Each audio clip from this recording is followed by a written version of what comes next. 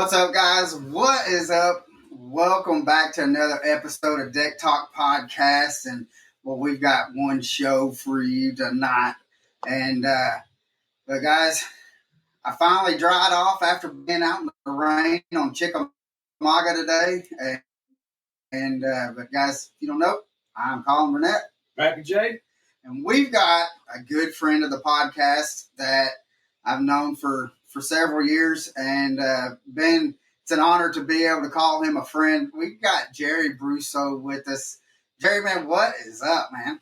Hey, man, I'm excited to be on here. I'm looking forward to all our topics we got tonight. It's always a pleasure to be on your show. You know, I love the fans. I love their questions they give you.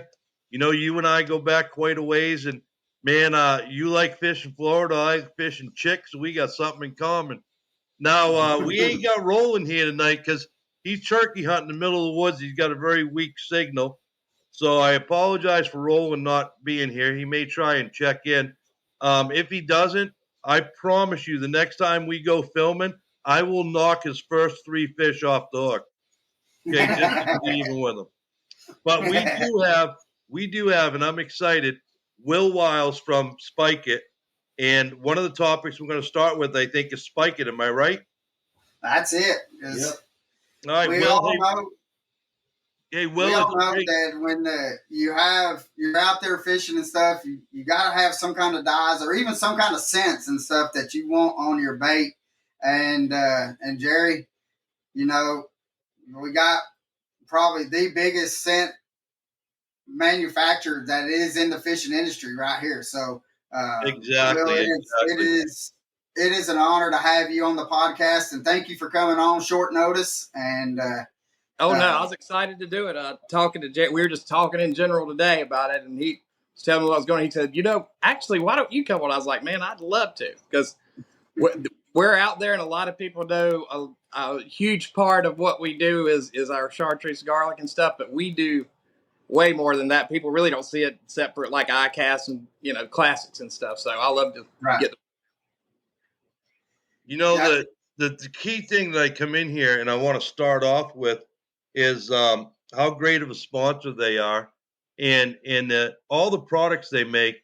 You know, I'm at all these tournaments. Like I was just at Douglas Lake and Dale Hollow and Pickwick. Got to meet a lot of college kids. You know, and forward-facing sonar is a big thing these days. And they had no idea that Spike It is even in that market.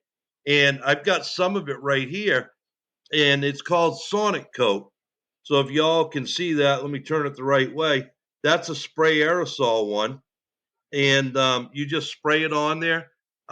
In the spray, how many different colors are there, Will? There's 4 right now. There's like blue, black, gold, and like a camo green. Okay. And this can even go on your hard baits, like your jerk baits and stuff. And wow. and at the end of the day, you can wipe it off and bring your bait right back. Correct. If you use the smoke one, there's smoke, right? There's a smoke brush on, yeah. Mm-hmm. Brush on. If you use that, your bait color still shows through it. So here's the brush on, and this brush on's in silver. So and again, you can use that on your hard baits, and you can get it off at the end of the day. Now I'm going to show you my favorite, and I'm going to tell you why. It's the gel. And why is this my favorite? And it's Roland's favorite also. Yeah. Only because you just open this up, squeeze the tube, and rub it on there. You don't have to let it dry or anything. You just throw it out. But, Will, what is in here that they need to know that's the secret? I can't really tell you. But I'll tell you this, it works. I'm talking about the pheromones that are in there. Yeah, absolutely. Absolutely. Yeah, that's actually real extract, real fish. And those parts actually, he'll tell you, guys that don't even fish forward-facing sonar, they put that gel on everything. I'll do it if I'm not using forward. You can tell when it starts wearing off. That's how much of an attractant this one's become. Yeah. Now let me tell you all this, and there's a video out there. I believe it's on the Spike It website. Hunter's my 13-year-old grandson, and he's a little hammer. We were out in Kentucky on Kentucky Lake, and we put a little bit of this on, and I had to be the camera guy, which I usually am, either cameraman or net man. and he threw it out there, and I was filming the screen, and he had a little Ned rig on, and you really need to watch the video. That little Ned rig with a little bit of this on it looked like a glowing softball out there. And I said to Hunter, I said, Hunter, there's a bass looking at your Ned rig right now. And then a second later, I looked, I go, Hunter, 2 became 1, set the hook. And he did. And so they ran a video at Icast. They looped it with Hunter. You can see the bait, you can see the fish, then they become 1. Hunter sets the hook, boats it, releases it. It's unbelievable. It took a Ned rig and made it look like a big glowing softball. Yeah, I saw had Charlie Evans on a few weeks ago, and Charlie was testing it for me, and he calls me back. He said, Will, he said, I put this on my Senko. It looks like a dang anaconda coming through the water.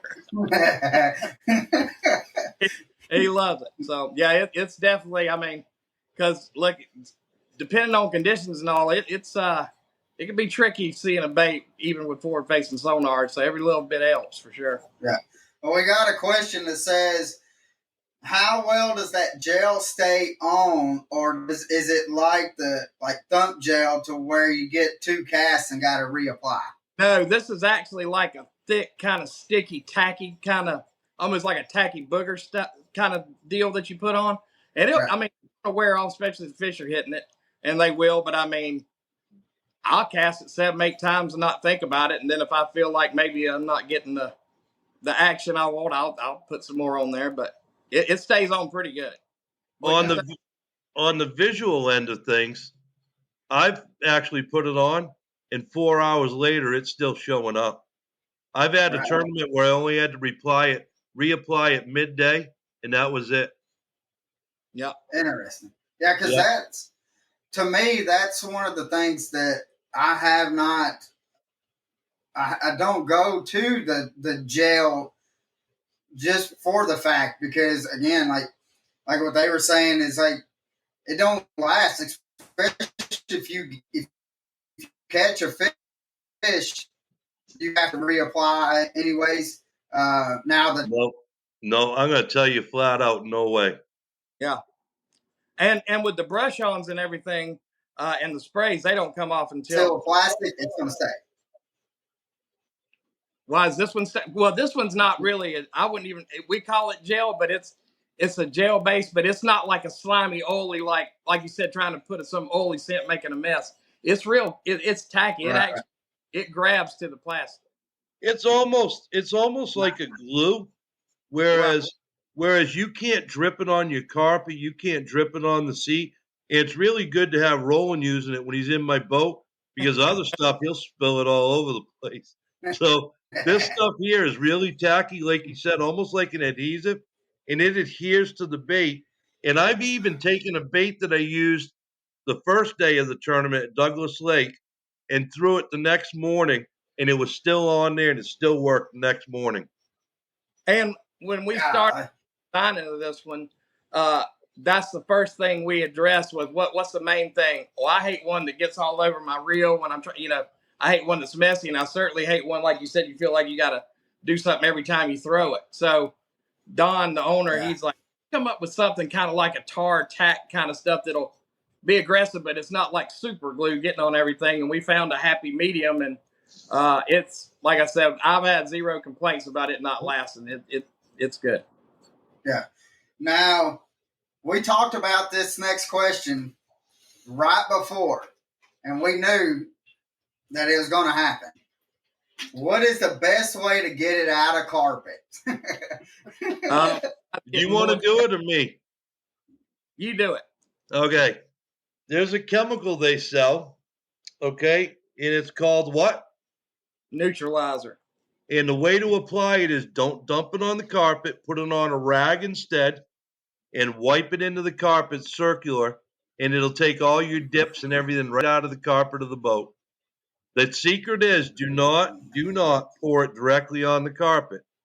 You want to put it on a like a terry cloth thing and just circle and blot it first. Get as much of it out as you can, and then the best thing that takes it out after that is time in the sun. Sun will fade chartreuse out. So right. And I've had red on my carpet, and when that spilled in there, Dude, I about come That's unglued, a tough one. unglued, and within 10 minutes, that stuff was off the carpet. Yeah. Really? Now I don't know if Will wants to show it or not. But too, absolutely. The quicker you can get to it, of course, that's better. And that's why we've got it in the aerosols. And Gerry, what you like to use aerosol? I do too. Just because of that, or the markers, just especially because it's never you that does it; it's the guy fishing with you that does it. So there's ways to keep it safer. Yeah. But yeah, neutralizer is the best way to get it out and put it out in the sun. Let the sun dine out. Yep, exactly. Yeah. So we covered the Sonic Coat, and I'm telling you guys, Sonic Coat's a game changer. Man, it's unbelievable.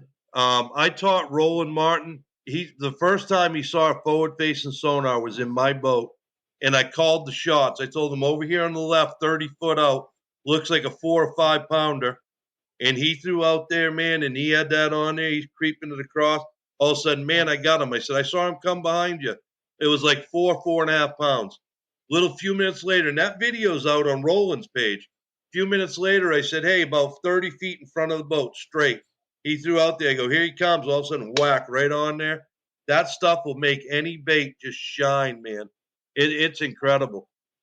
Hey, if you use a drop shot. Question says, what is it about garlic that makes fish bite or go? You know what? Nobody knows. There's no scientific reason out there. But garlic, the fish hold on to it, they bite it, they come to it, and I mean, all over the world, South America, those guys, they love it. Saltwater, it doesn't matter. Garlic, I'm going to start with it. And that's another thing on the jail. We've got garlic and game fish, so we're going to always put a little garlic in something usually. So, but yeah, we just know it works, man. You know what's really cool is when you put the Sonic Coat on a drop shot and you put just a little dab on the weight and watch that thing. You see both of them going down. All you got is a little dab and it just glows. Mm-hmm. It's wild. Oh yeah. So that aerosol, like it just sprays the dye, correct? It's not that. But he goes. It's not that it. It's just like it's not like it still does as well as. Do what? Yeah, you're spraying it. It's gonna give a permanent layer on it until you get ready to peel it off. Basically, yeah. Okay. So does this? I'm sure y'all have done it in clear water, but what about muddy water? How good is it in muddy water? Well, I've got good results in salt water, muddy water. Gerry, what the worst water? What has it done? Have you seen a difference? The only thing I've had is now. Yeah, I'd have to explain my whole system. My electronic system in one boat's probably $25,000. The other one's $30,000. We're talking C-clear cables. We're talking voltage over your 12 volts going to the module. But the only thing I've noticed in dirty water is instead of seeing that bait out 100, 110 feet, it cuts it down to like 80, 85, 90 feet. It shortens it a little bit. But it's going to do that with anybody's product. You're not going to stop that. I was about to say that's typical, especially like with being on the Tennessee River. How if we get a good rain, it might not be the next day, but 2 days after that good rain, it's going to turn it into chocolate milk. And so usually what I'll have mine set at is about 60 to 80 feet out. Mm-hmm. And but I've noticed that it will, in that dirtier water, I have to bring it in because I'm not seeing the bait anywhere probably past 40, 45 feet. Right. And that's just with any other dyes or anything like that, not just the spike. You're right, Gerry, that it's just that the water clarity and the sonar going through it, it's got so much dirt and grime that it's trying to go through, that it's trying to pick out what's the bait and what's actually kind of dirt field, It kind of that situation for sure. But Right. this, Jerry, what do you say? I mean, it's 2 to 3 times more visible than your normal bait. So what we did, we took the same bait, put it on 2 lines and dropped it, one treated one. And when you see both of them side by side, that gives you the real idea of what that thing's doing. You'll see it. Go watch the videos. And I'm going to send you guys some. I want y'all to see what you think. I think you'll be a big fan. here's what really shocked me when I first started using this product, and I believe that I had this product before anybody, didn't I? Yeah. Okay. Yeah. When I got to a place, we had a heavy rain overnight, and I was fishing all this incoming water in the ditches, and the visibility went to half. And I said, "Oh my God, this is going to be a perfect test." I said, "I bet you I told Hunter, I said, "We're only going to see this about half as far, maybe 45, 50 feet." Yeah. No, man, 70, 75. But it was duller, but you could still pick it up. And a lot of that, and I don't know if I'm supposed to say this, but a lot of that's in one of the components in there. It has a very reflective trait to it.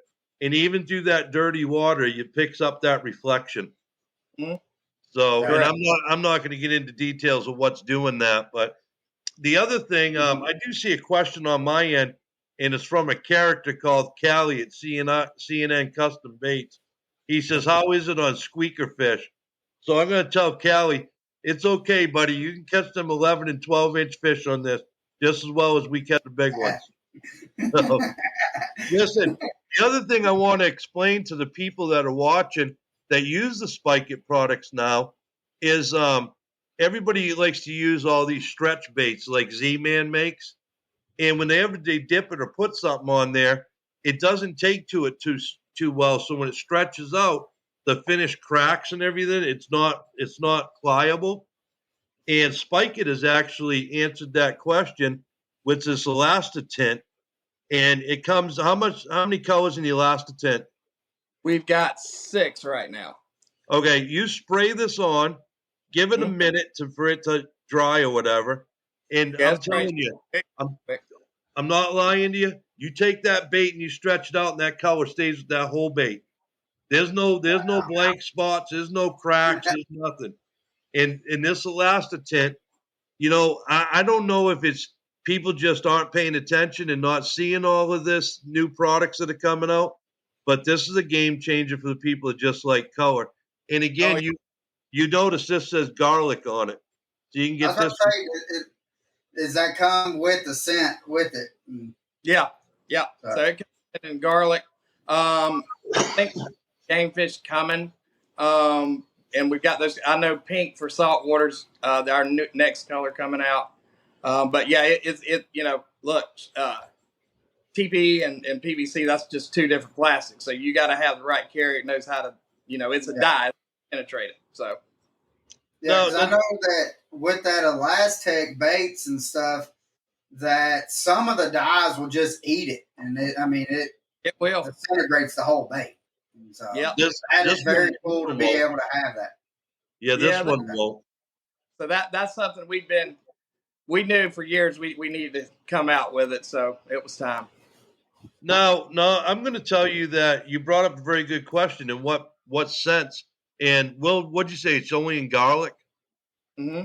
Okay, so what I do in my boat, and I'm going to give it to you in Hunter and I's favorite order, is we just carry the scent bottles, and this one's garlic. So this is what number one. We use garlic number one. If we're throwing jigs or that's not working, then we go into the crawfish, and then they got a game fish, and game fish too. I meant garlic and game fish only too. Yeah, and we got shad. So we'll go ahead and use something that's not scented, and then put the scent on there. So we're double whacking it, and again, I don't know how much the pheromones on the Sonic coat stay on there. The gel's the one, but like he said, every once in a while, it's not that I can't see the bait; it's that I'm wondering if the pheromones are still on there. So I'll dab it a little bit, and maybe That's what I was gonna say. It wasn't the visibility.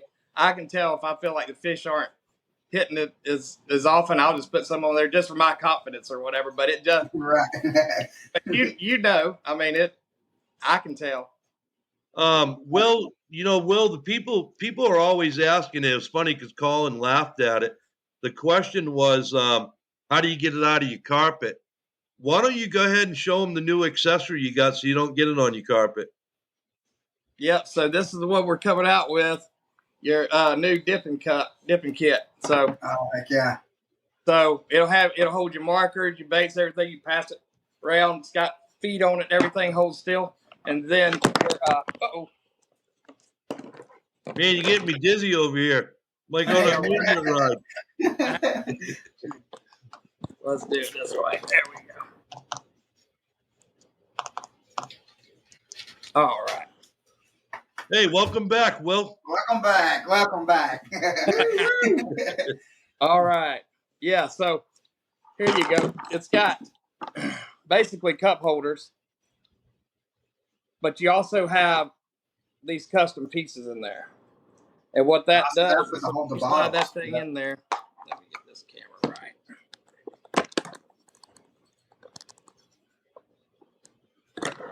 Oh, here we go. I'll fix it this way. Sorry, none of us are palm readers, man. Stop putting your palm on there. Bye, Will. Guess Will went to sleep, man. He gone. Yeah. he'll be back in a second. When we get him back on, though, let me tell you a little secret. Here he comes. So did you see the piece that he pulled out of the bottom of it? So yeah, the little donut looking piece. Okay, my idea is, and Will and I talked about this. We came up with this together. We talked about it. Take a paper towel, fold it up, take that insert out, drop the paper towel, and then drop the insert in. So if you do spill some of it, instead of it being watery in there, it absorbs right into the paper towel. Yeah, literally like a dip cup. You see how he took that board and he pulled out that insert, that cup right there? Yeah. That cup is made to fit in the drink holder of your Ranger or Bass Cat, or it should fit right in there. Yeah, it should fit right in there. So you can do all your dipping right there and not worry about getting it on the carpet. And that's a game changer right there. Yeah, well, the thing is, guys, and correct me if I'm wrong, Will and Jerry, that's a product that Spike is going to have at Icast this year, correct? Oh, we're going to have it out before then. Yeah, but Icast is where we're really looking to launch it and show it. Yeah. Because like you said, it's got so many uses. You've got your place where everything can dry. You've got, we're going to have the 4 ounce where you can put, so like your blade dip, you can,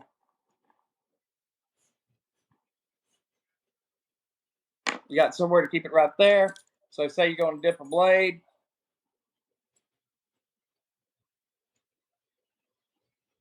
Now you got your watermelon blade. You can leave it right there, let it dry.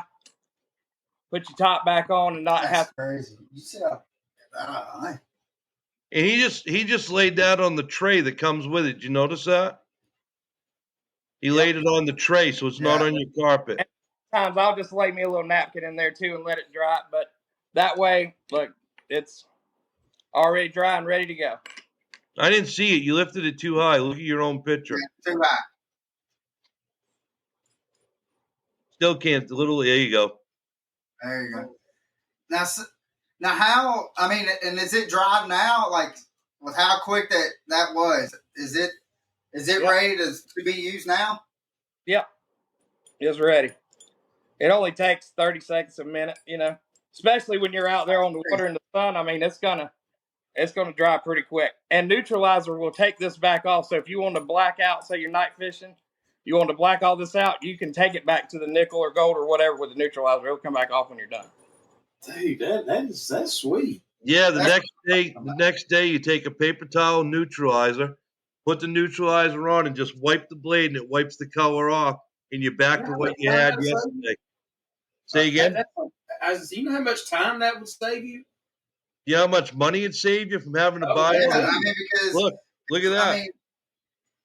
How many times have you been like if you're throwing a spinnerbait and you have one that they may be hitting on that chartreuse blade, but then you throw it and you get it hung. You squirrel fishing and you lose it, and then you don't have another one. But then now that is a jam right there. Hey, Will, can you grab neutralizer and a napkin and take that color off right on the screen?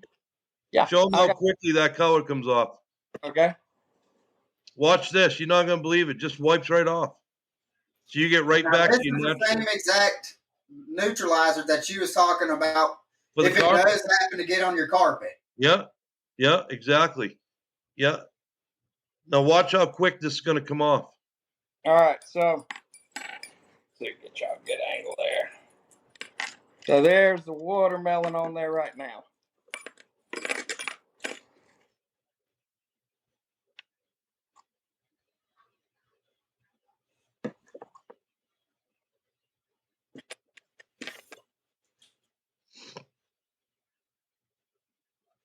You disappeared again.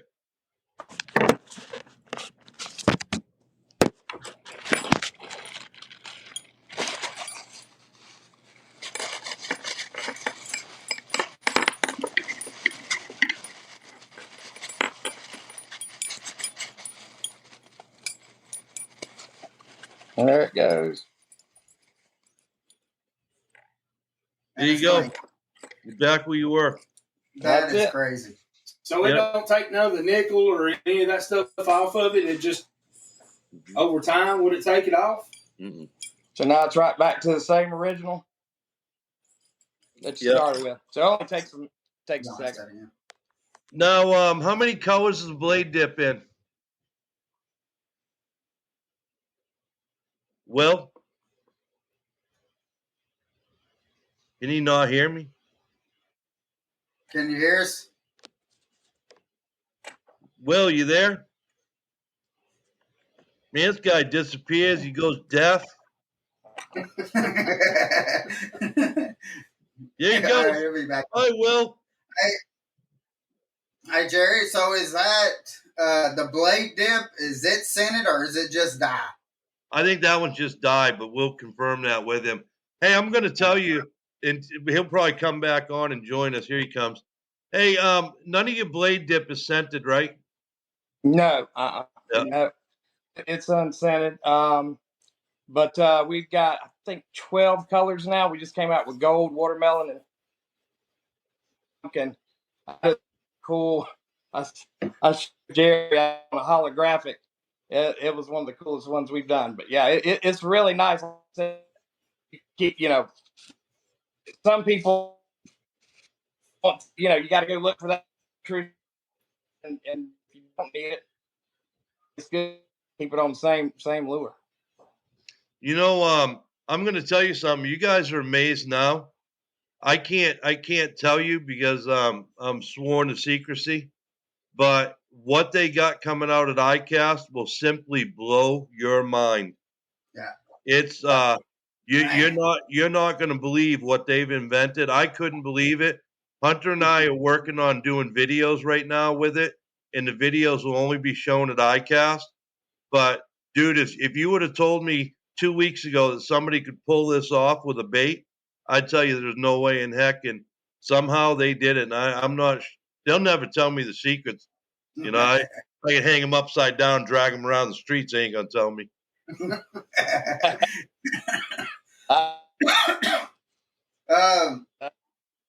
Guys, I was going to show you this too. This right here is the brush-ons. If you can see that, that's what it kind of looks like on the baits. The different colors we have on the back. Right. They're popular. This does. If you want to keep your original bait color, you select your bait. Will, your phone's breaking up. I don't know if you can hear me clearly, but maybe you need to move it a little bit. Okay. Yeah, I'm out here in the middle of nowhere in our studio, so it sounds good right there. Yeah, right there sounded good. It just comes and goes. It does, man. Listen, that's one of the only bad things about living in a small town. Yeah. Now, the question is Is there anything like? Do you prefer to have the pin, or would you rather have the spray or just the dip? I Well, guess that's a the lot of Jerry. times, depending on what I'm doing, usually I'm doing a tail, so I'll do the aerosol about 80% of the time. But the markers I like because I can put a stripe, I can put a kill dot, I can keep it in my front pocket if I want to, and I honestly, everyone's got its own purpose, so I've got them all with me all the time. The spray's just nice to hold over the side of the boat. Just don't be downwind from it. Um, but it's just quick and convenient, and I like it. So Yeah. that's just my preference. If you get a pen that's got garlic on it, make sure before you put it in your pocket, you put the cap on. Mm-hmm. Because I didn't do that one time, and when I got back to Naples and I threw it in the laundry room, my wife found them. I went to get my jeans to wash them and couldn't find them, and I found them out in the middle of 2.5 acre lot that I'm on outside because she didn't want to smell that. Well, I sent a black garlic marker through the washing machine and dryer one time, so Oh no! that was Man. interesting. Does anybody have questions for Will while Will's in the room? Because he's only staying for this portion. Yeah. Let's see. I had a couple of them that was popping up. So on the neutralizer, when you use it on the blade, Mm-hmm. over time will it fade the blade any, or is it okay? No, it doesn't hurt the felt. No, it doesn't hurt the nickel or anything like that. Right. Same thing with your carpet. It won't take the color out of your carpet or your boat either. Right. It's not bleach. That's right. Right. So, a question is, what color of the blade dip would you use for nighttime? Black. A lot of use Black. black. You can, in any bait for night fishing, you can use any color black you want to. And Roland and I will tell you that. And we've done a lot of videos at night. And man, you can't beat black. You really can't. Yeah. So I know that, like, it's funny though that y'all say that black and stuff, but here the past 2 years, I've been throwing a 1 ounce spinner bait with a like a greenish tint Okay. blade on it at night, and I've been able. I've caught more fish than the person that's fishing with me. But that don't say too terribly much either, though. So I mean, I'm just saying. But that green tint, I've also kind of used that green tint as well. So. Well, it's funny, that Sonic coat that we got, that black melon, that's what it is. It's black with a green tint to it. And the thing is, you can mix these colors. I mean, you can take green, you can do, change it up, make your own custom color. I wanted to have purple.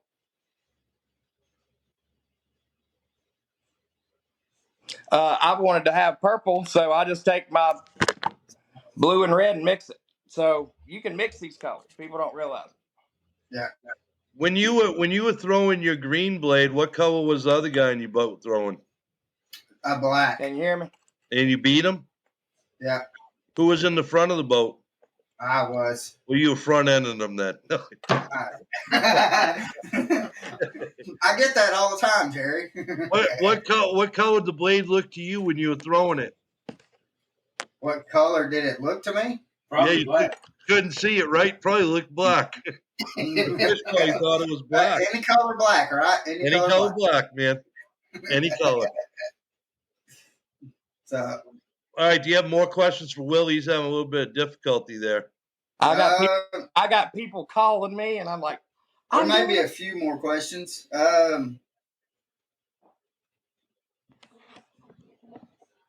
Does the spray come in any other scent besides the garlic? Yeah, I think y'all answered that earlier. Yeah, we've got it in garlic and in game fish. That's right. Yeah. Which spray are they talking about though? It just said spray. Well, because we got these other ones that I showed you that had the game fish, the shad, and the crawfish, and So I mean, there is other scents if they, unless they're talking about the spray color.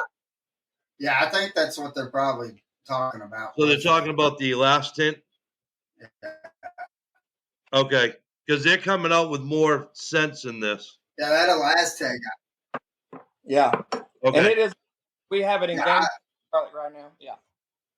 And like I said, we're coming out with pink because we've gotten a lot of requests for pink, especially in the saltwater side. So that's going to be the next edition. Yeah.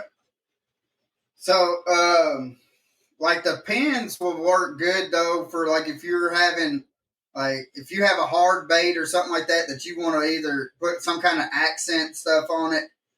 Mm-hmm. That is what the pin will actually work good for, correct?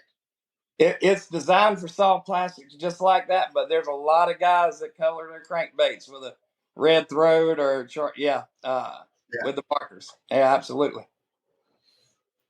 So, well, I think that's all the questions that I've got that I see on my end. So, guys, make sure you go.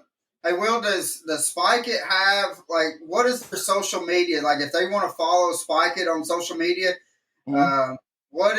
How can they follow Spike It? Instagram, Facebook, just go to Spike It Outdoors.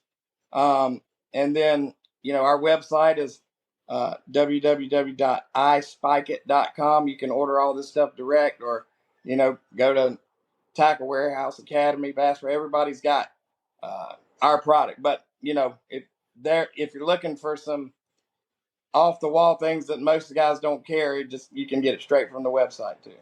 Yeah. One last question. It says that tray, when is it going to be ready for sale? Probably in the next, I would say, maybe 2 to 3 weeks. That could be a month, but we're that close on it. Yeah. Yeah.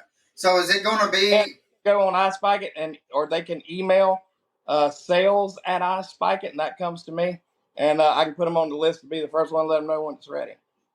Sounds good. And will they be able to get it from Tackle Warehouse as well, or distributors? That's what we're working with them now, is getting it in all our major, Pitmans and all that. So sounds good. Yeah, man. So, man, Will, thank you so much for coming on. Appreciate it. And man, I enjoyed it, guys. Absolutely. I'll send you guys out all this stuff to work with and try. We love everybody's feedback because that's how we know what to do and what not to do, is we listen to you guys. So, yeah. Well, you've got one guy that brought you on here that is very good about giving information and stuff and feedback on it. And I consider him as a fishing mentor to myself, and he's great and stuff. And I didn't know you thought about me like that. No, I'm not talking about. Josh's head's getting bigger and bigger over there. It is. But look, that's serious though. We come up with something we think is great, and I'm like, let's send it to Gerry. Let's see what he thinks. Yeah. Hey, who do you really send it to? Hold on here. Hunter. Yeah. Oh, before we let you go, you've got some big news to give out. And if you want to give it out, if not, we can go on by. But what is the big news according with Hunter? And we just signed him on as a paid pro staff member of Spike It officially. So heck yeah, that's awesome. I'm telling you, I can remember Hunter going to Icast and stuff like that, and seeing Hunter going around all the booths, and I can remember he was a tiny fella. He's not so tiny anymore. He's shot way up there now. But all we had to do is fire rolling to make room in the budget, and we're good to go.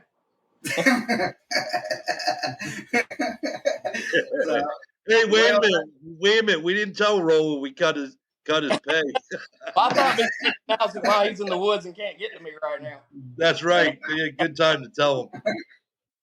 So, but thank you again, Will, for coming on, brother. We love to send stuff for y'all to look at, check out, and I mean, color and scent, it does make a difference. And check It out, does. hey, check out my videos, on YouTube and stuff, and check out the Spike It, all their YouTube videos and all the stuff they put on their page, because all this new stuff's going to be coming out on there. We're even going to have some underwater footage. Yep. Yeah, we're going to use underwater cameras. We're going to have underwater footage. That is awesome.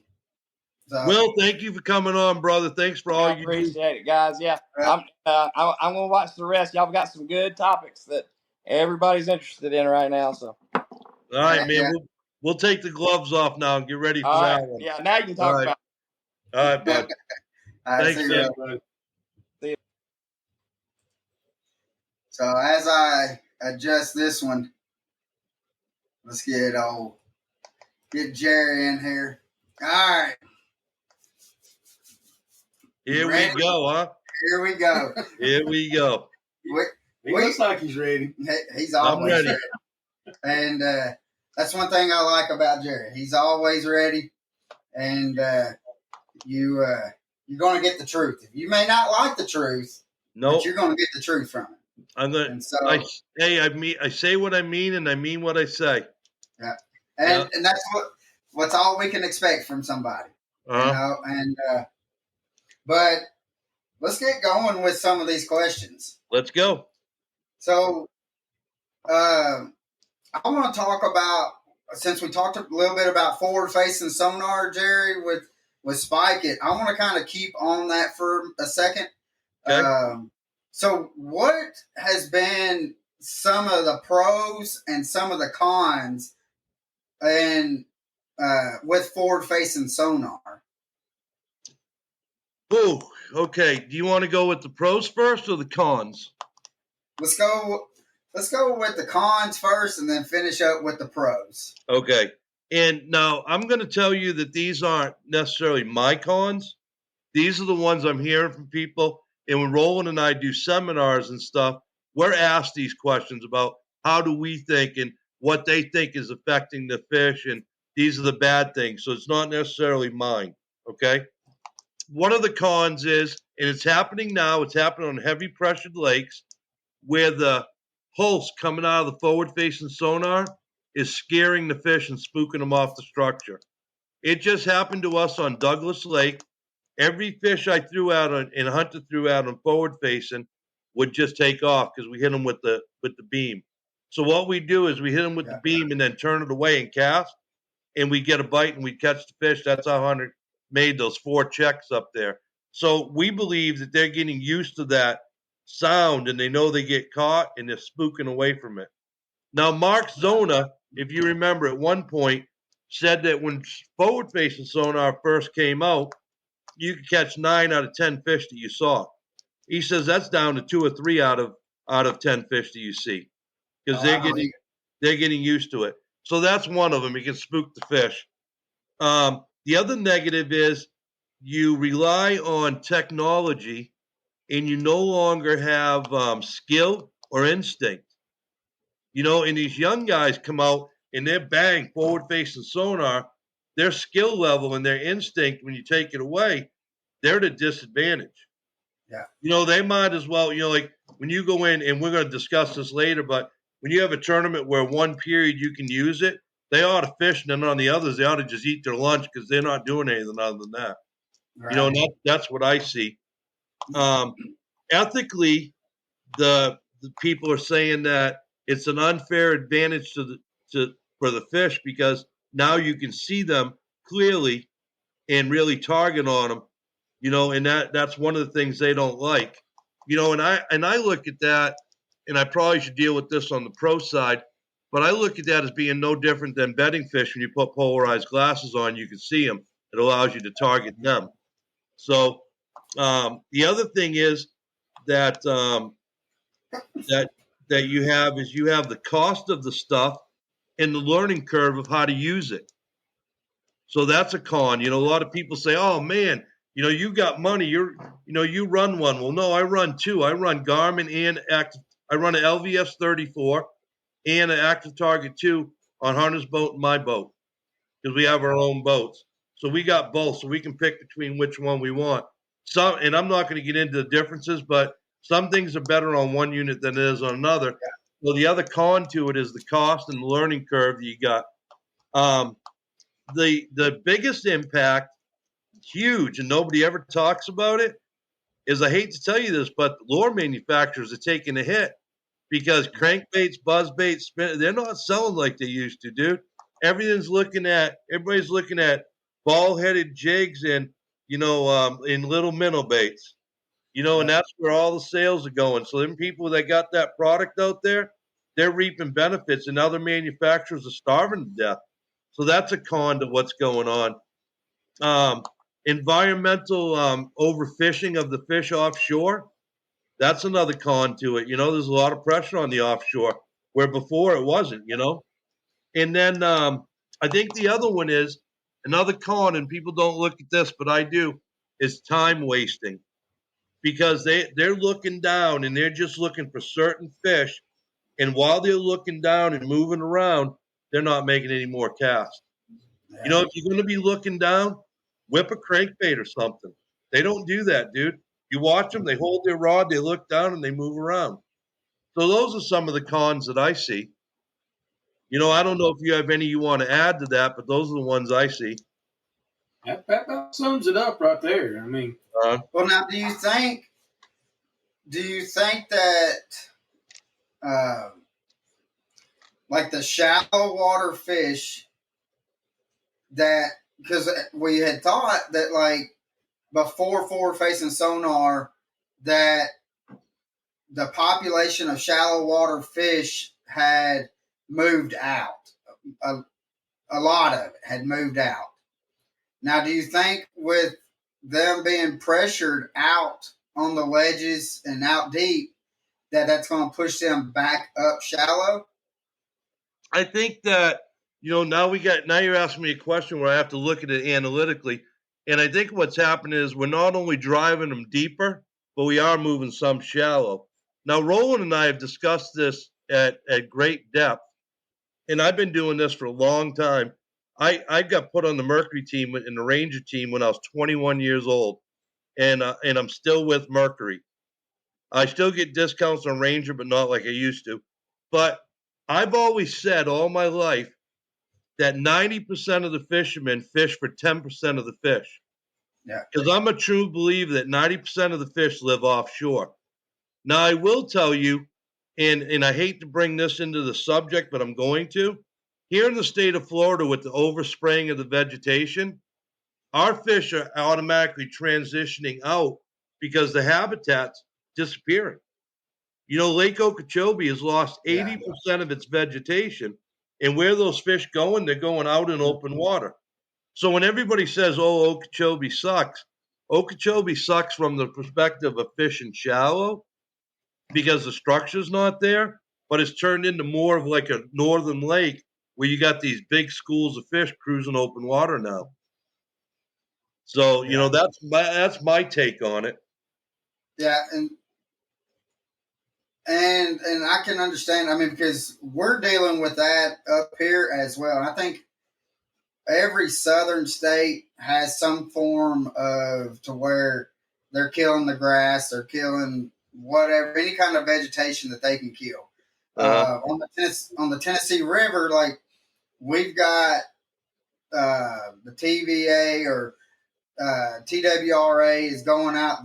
They only will spray the main channel, but which is all right, I guess. Right. I mean, but and which is understandable because it's navigable water. You've got barges and everything going from up and down the main channel all the time.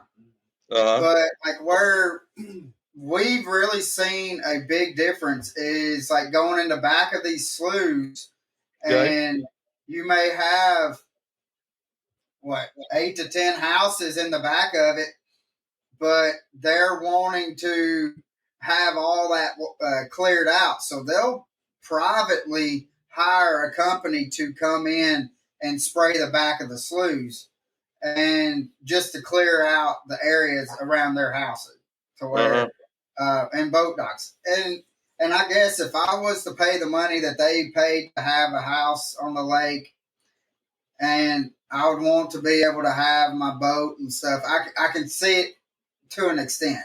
Right. But they're not realizing that if they're spraying in the back of the pocket and we get a good rain that pushes all that stuff out, it's killing everything from the back of the pocket all the way to the mouth of the creek or the slough. And and then it's going down. So we're getting hammered by these people that are living on the water because they're privately getting people to come in and spray. Right. You know, we're way ahead of most of your states that you're talking about because our spraying escalated. Like 9 years ago, the whole budget for the state of Florida was $1 million of spraying. Do you know what it is this year? There ain't no telling. $41 million. So it escalated. So we got to the point now where we're like, man, well, what do they got left to spray? So all of a sudden, all these plantings started, and they started planting stuff, and we're like, oh, good, they're going to stop spraying. No, they came back in and sprayed again. What they were doing was they were giving themselves something to spray because they were running out of things to spray, and they had to make that money because they get paid by the usage of gallons, not by acreage of weeds, by uses of gallons. Yeah. Yeah. So we kind of got off the subject, but I think that's what that's what's moving the fish more than anything, more than forward facing. So let me go over some of the pros real quick. Okay, with forward facing sonar, you're seeing fish in real time, not what you just ran over or what you dropped a marker on. You're seeing them in real time. So that's a pro. Another pro, you're able to move with the fish. If it's a school of fish and they're chasing bait, you're able to stay with them. As long as you're quick enough and your unit's good, you can stay with the fish. There's another one. Yeah. One of the most important things, and I love it. Hunter does it really, really well. His casting accuracy's got to be right on, especially when you're in the forward mode, because that cone's only so big in front of that boat. So he's got to get it out there, and he sees how to twitch his bait or twitch his bait, and he learns the exact momentum of it and watches the fish. And if the fish kind of shies away, he goes, "Oh, that was wrong." So he'll throw again. They'll pick it up, and then maybe they'll follow it and hit it, or he'll slow it down. So he gets to learn. But I'm going to tell you right now, I am not going to let him be a forward-facing sonar junkie. When we go to Okeechobee and places like that, I keep them units covered 100% and say, buddy, you better find your flip stick, your worm stick, your jig rod, because, man, forward-facing sonar is not all. You're going to learn everything you need to learn about the sport. And I suggest people with kids do that. So, but that is another one. You're casting and everything, staying with the fish. And then you're not wasting time. In the old days, we used to go find a brush pile, drop a marker on it. We'd spend 20, 30 minutes seeing if there's any fish there. We go to the brush pile now. We shut down, take the forward face and run around and go, there's no fish here. Pull the trolling motor, go to the next one. So we're able to cover more water and be on fish all the time. Also a pro, you're able to target the bigger fish. If you can understand what you're looking at, you say, oh, man, those bass over there, they're little. But, man, look at the size of them two over there. That's and it. You're able to target the bigger fish in there. That's a big pro. And then it's probably the most important one is being able to move with the fish. So those are the pros, I would say. If you can add some to that, then please go ahead and add them. Yeah. And to me, like, and I've told people this before, I've had it on my boat for 2 years. Do I believe that I've caught more fish with it than I did without it? Probably not. If I have, it's a very small percentage more. But what I have learned is fish habits. What we thought fish was doing, like growing up and what we thought fish was doing, I've learned that has been totally different. And again, it may go back to like what you were saying earlier, Gerry, is the pressure. The pressure may have got them to change to do things different because now they are now they're having to adjust with the forward facing sonar. And I have learned, and I've told Happy here. I told him, I said, one of the big things that I've learned is like, especially like on chick and stuff. Like if you're on, like, let's say a main lake point, and you've got fish that you know that you're catching on this point. Okay. Well, fish will what it's doing, and what I've realized is like the fish are going to circle. So when the fish hit that main lake point and you're getting them to bite, and that bite window may be 3 casts, it may be 15 minutes, however long they're up on that point. Then they're circling back around. I've followed them multiple times, throwing at them as they're making that circle. But then by the time they got back to that main lake point, they're ready to eat again. So I have learned that. That is another thing that I've learned. I've learned that, and it's also, I mean, the main lake points is mainly where I've seen it. I've also seen it back on some flats that maybe had like a ditch that come out.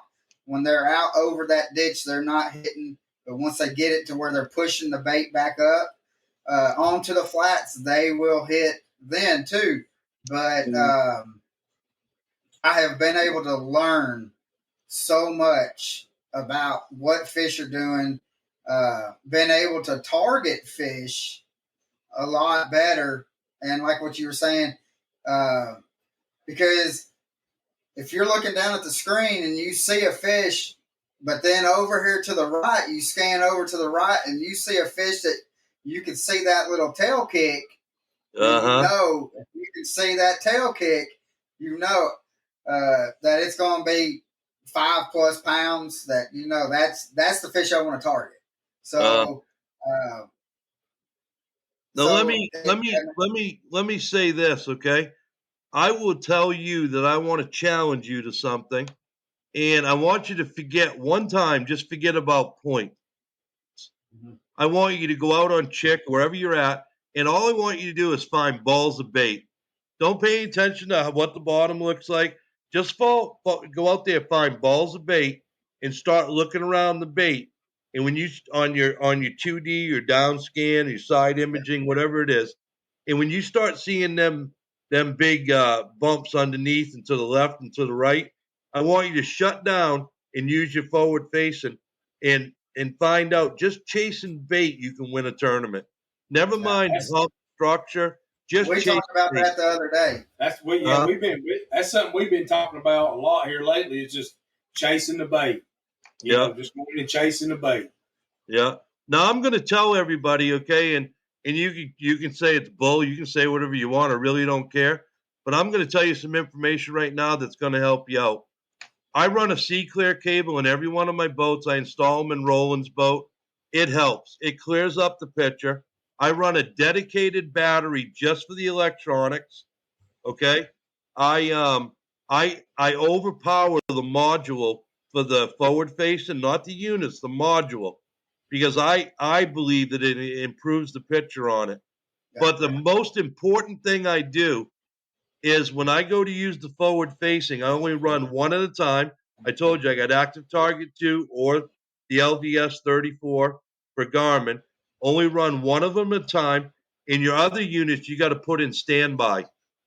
Because without you realizing it, your 2D, your 4D, if any of them are running, they're putting interference on your forward facing. And don't tell me it's not, because I know it is, because we've tried everything. We've even hooked 24-volt batteries. I'll tell you something you ain't going to believe in a minute about Roland's boat. But I'm telling you, go out there and do what I say. When I have a boat that comes in to fish near me and he gets within 100 feet of me, my forward facing will pick up his 2D, 4D. I'll start getting interference from that guy's boat from 100 feet away. Honest to God. Honest to God. And I want your people that are watching, if you have forward-facing sonar, next time you go out, I want you to put all your units in standby except for that, and write Colin back and tell him if your picture didn't improve. Now, let me tell you what we did in Roland's boat, because we keep playing with things. Do y'all use, hang on, let me grab one right here. Do y'all use DeWalt tools? Yep. Roland's electronics are running on 20-volt batteries off of tools. We've put You're telling me this. we put connectors in there that we connect the batteries to, and out of one of the mega batteries, which I don't see one laying here, I wish I did. It's a real big one. They're expensive. We let it run one day, and we can get on a forward face, and we can get 12 hours and 37 minutes out of a battery. And dude, it is the clearest picture because there's nothing else wired to it. It's right there at the module. The power doesn't have to come from the back, and it's incredible. And he loves it because he keeps a board in there with a double charger on it, 2 batteries. So anytime he needs a battery, he just switches out.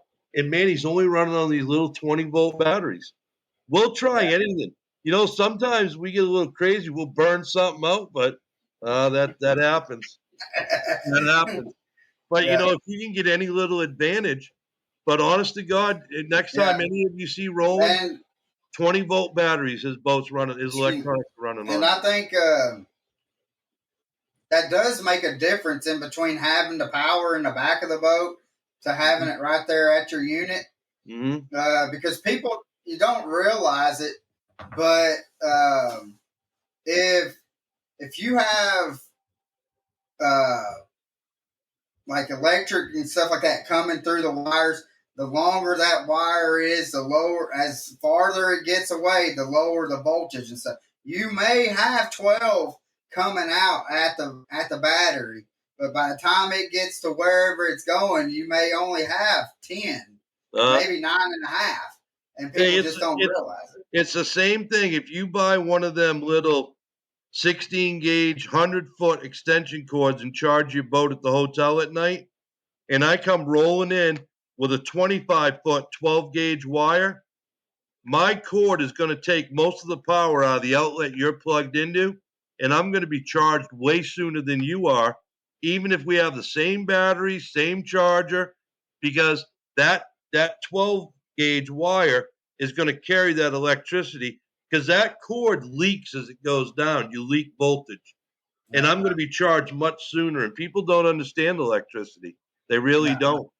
They really don't. But that's a secret to forward facing, man. Go out there. And the other thing is, if you buy a C-Clear cable or for that matter, anybody's cable, because there's multiples out there, those things generically could go in a 28-foot boat. What I need you to do is run that wire from the battery up to where it goes, and the C-Clear has a wire that goes to the dash, and the other one goes to the front. When you get to the dash, cut that wire as short as you can to just make the connection. And when you get to the front, cut the wire and get rid of all that excess, because you're just losing more power there. Yeah. You know, people don't realize that.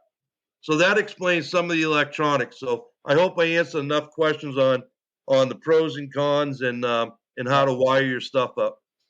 Now, do you think, to kind of stay with the forward-facing sonar for a little bit longer, do you think that the fishing series should limit the use of forward-facing sonar? Absolutely not. Why would anybody want to limit technology? Okay, why would you want to do that? You're looking at fish live, but you're looking at fish on a unit, correct? Yeah. So people, why would you limit it? Because 90% of the fish live out there, and now you're seeing them better. So if you want to take forward facing away because you think it gives the fish an advantage, then during the spawn, why don't we take all your polarized sunglasses away? Because that gives them an advantage too, doesn't it? Yeah. Am I right or am I wrong? Right, but also, and correct me if I'm wrong, when the side scan came out, everybody said the exact same thing. That's cheating. You're able to see And now, since it comes on every depth finder that's out there, it's not cheating anymore. Yeah. And they allow 3D, or they allow 360, right. They allow side. But, man, this FFS, this must be a bad thing, man. We got to get rid of this stuff, People are catching 100-pound 3-day bags. Let's get rid of this. And, this is, do you get rid of the floggers when you go up to the Great Lakes? Do you get rid of those? I mean, how do you stop technology? Okay, and let's and I'm really gonna piss some people off here. I can already see I'm gonna get hate mail on this. Let's look at your tournament trails, BASS and Major League Fishing. Two big organizations, the biggest out there, and one of them, Bass. I don't think they really did anything, did they? They didn't really make them illegal. They limit to one transducer. Okay, I'm okay with that. And then they limit to how many inches of screens you can have on your boat. So okay. I think it was like 115 inches that you could have on your boat. Okay. So that 115 inches, if you wanted to put, however, as long as you came within 115 inches, you could have 12 units on the boat, right, as long as it came within that. Right. Okay, and then Major League Fishing went with you can use it in one period. In the Toyota, I think you can use it as much as you want. Yeah. Yeah.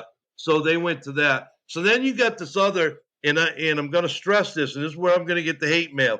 You got this little tournament trail called the NPFL, and I'll explain why I say that's little in a minute. So they see this bandwagon of all these forward-facing sonar haters, and they said, we've never filled our field at 125. If we ban forward-facing sonar, we're probably going to have a bigger field than 125. What backfired on them is that the same number that liked it disliked it and left, and they're actually one boat short this year than they were last year. So they still don't have a full field. Yeah, because they... Right. And I think, let me tell you straight up, I got a contract from the NPFL the very first year it came out. The people that run it are some of the most awesome people in the world. Every one of them. They all talk to me on the phone. They're great people. I'm not picking on their trail. Their trail is a good thing to have out there for people that like to fish with no forward-facing sonar. But I just, and by saying small, somebody got an argument one day going, the three major ones are Major League Fishing and Bass and NPFL. And I go, well, I don't really know if you can put the NPFL in there. And they go, how do you figure that? I said, okay, let me tell you. Here's what I got. BASS, 557,000 members. Major League Fishing, 292,315 members. NPFL, 117. Yeah. So how do you compare them? And again, NPFL is a great thing to have out there. The people are awesome people. Man, I would even think about going to fish there, but they're just not that big yet. And maybe someday they're going to get there because this sport's growing. But this sport needs a lot of help right now. This sport's going a lot of different directions. Some are good and some are pretty bad right now. Yeah. I guess it's more of a statement saying I think that the NPFL, this is from Terry, said, I think that NPFL kind of shot themselves in the foot with banning it completely, and that they were not able to pull as many people as they thought that was going to come. I agree with Terry 100%. You're absolutely right. And, I don't condemn the people running the organization because it was worth a try. And I hope when they finish this year, they go back and reconsider. Now here's the big thing. And you know me, you've known me for a long time. I say it as I see it. People say, oh, man, when I watch it on the internet, I'm so bored. I'm looking at the back of a guy's head, and it's not like the old fishing. Well, let me tell you, man, there was a tournament this year. I think it was Murray or someplace where nobody really used it because all the fish were on the bank. And dude, I saw the back of people's head all damn day long. Yeah. You know, maybe Yeah, they they just wasn't looking down. they're not looking down, but I still see the back of their head. And now I think what may change people's mind, and they need to do it more often, is they started showing the screen of the guy forward face, and that's making it much more interesting. So I hope I hope everybody reconsiders, and I think everybody's trying to do like limit how many, um, have it none at all, limit one transducer, one period. I mean, everybody's trying something, and they'll find the niche. This is all new, and it's a learning curve. But Terry's absolutely right. I agree with Terry 100%. Well, and like a lot, I know because like I do a lot of stuff with bass, and I'll go and uh, do stuff with the Bass Pro Tours and stuff when they come around to where I don't have too far of a drive to go. I'll make the little drive and go see them. But like the Japanese anglers last year, they were using the forward facing sonar, the transducer that they're using out deep sea fishing to where they can go farther out. They can see fish farther out. That's the well, Garmin has, I believe it's either it's the LVS 62 or 64, and Yeah. allows you to see out 500 feet. Yeah. Yeah, and what that's good for is I wouldn't use it for fishing because it goes too far out, but it's good to see if you're got bait fish out in front of you, and if maybe the bait fish are pushing away, you can get to them a lot quicker. Do you really need it? I mean, I think that transducer, if I'm not mistaken, is like $3,000 just for the transducer. I wouldn't invest that money in what we do because everything's tight, everything's close for us. You know what I mean? Yeah. So, and again, I don't condemn the people that don't like the forward facing sonar, but I look at it this way: if I could help an 85-year-old Roland Martin learn how to use forward facing sonar, then I think anybody could learn it. You know, he's 85 Yeah. years old, and I helped him learn it. He's really good at it now. I think anybody could learn it. Yeah, well, it's just a time. I tell people these guys that you see on TV have spent thousands of hours picking this up. They're learning that trade of Right. being able to use that forward facing sonar. Mhm. And that's why, like, you can see Wheeler is phenomenal at it. But every time that I see him out on Chickamauga, I won't say every time, but a lot of times that I see him out on Chickamauga, he's out there honing his skill in and he's learning something new about it. Mhm. That's where I think people just do not want to take the time to be able to go. They think they should be able to put this unit on their boat and then they should start winning these BFLs that's coming around. It's just not going to happen. Right. Yeah, and I'll tell you, when we were up at Douglas, we had a lot of the Carson Newman fishing, college fishing team there, and dude, they were killing it, man. They're on that forward facing sonar, and they know what they're doing. I was impressed by what they were doing, and I got to see where they were fishing, and they dominated that, man. Now I will give one more secret to everybody that's forward facing sonar. A company like DD26, and there's a lot of other companies out there. I think is that the name of it? DD26. Okay, they make a cover to put over your transducer for forward facing. By all means, go buy those, and It's when you well load worth your boat, cover it up going down the road. Uncover it when you go fishing. It's the best thing you can do to protect that thing because you're going down the road, you get bugs in there, you get everything else. The sunlight's going in there. Cover them things up because you got a big investment there. Well, you also got to think too, though. Like if you're driving down the road, and a car beside you kicks up or rocks and hits that transducer's done. You got big money in there, and man, for the small price of those covers for your transducer, just put them on there, guys. Yeah. You know, you don't want to have to keep turning around and rebuying because they burned out from the sun or whatever. You know, it's such a small investment for such an expensive piece of equipment. Yeah. So, but Well, let's.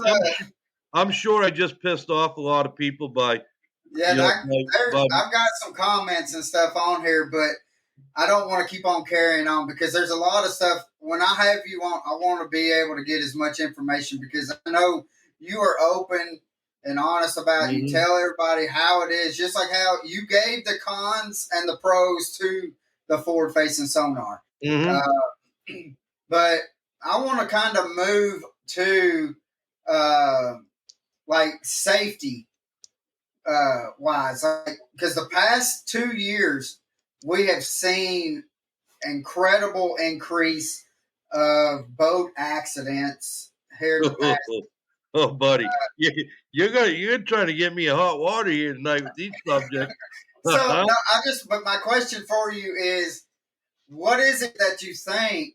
Do you think that we need to emphasize more on like the classes, like people to go through like a boater safety course to make sure that people are going through this, or which we talked about it the other day, that you were saying like on Hunter's boat, the units are good for you can see over it, but when Hunter's behind the wheel, sometimes he has trouble seeing up over.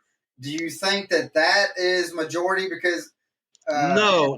What I think here's my take on that, and I bet you're going to be talking about disqualifications next too, aren't we?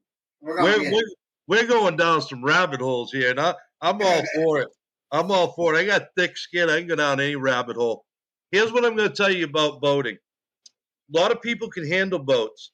There's fast boats like an Allison, a Bullet, some Bass Cats where you got to drive the hell out of that boat or you're going to lose control of it, and there's going to be an accident that happens. But on the majority of it, most boats you can control them pretty easily, you know. And here's what's going on: there's multiple of things. It's driver error, 99.9999% of the time. How often is there an accident you hear the steering went out or the prop just flew off and they lost control? It happens very rarely. Most time there was nothing wrong with the boat until the accident happened. What's bad, and I'm going to tell you, is exactly what you just brought up. The height of the units in front of you, but the height of the units at the front of the boat, the right height that you put on the trolling motor, the transducers, if you're running like we are, LVS 34, LV in active target 2, all of that stuff is kind of distracting people and it makes it a little bit difficult to see through there. Now, if you're not sitting up high enough in your seat, go get yourself a little booster seat down the IHOP or something, like the little kids, and sit your butt in there, bring a pillow or something, and get yourself so you can see around there. Because not only will you maybe be saving that guy's life, but you may be saving your own life. And then the other thing is, a lot of these drivers get distracted, and I've seen it in guys that I've rode with. They get distracted and they keep staring at the GPS map and they're not paying any attention. They're slowly drifting off, and that's accounting for accidents. You know, I don't know the particulars on the two accidents that happened.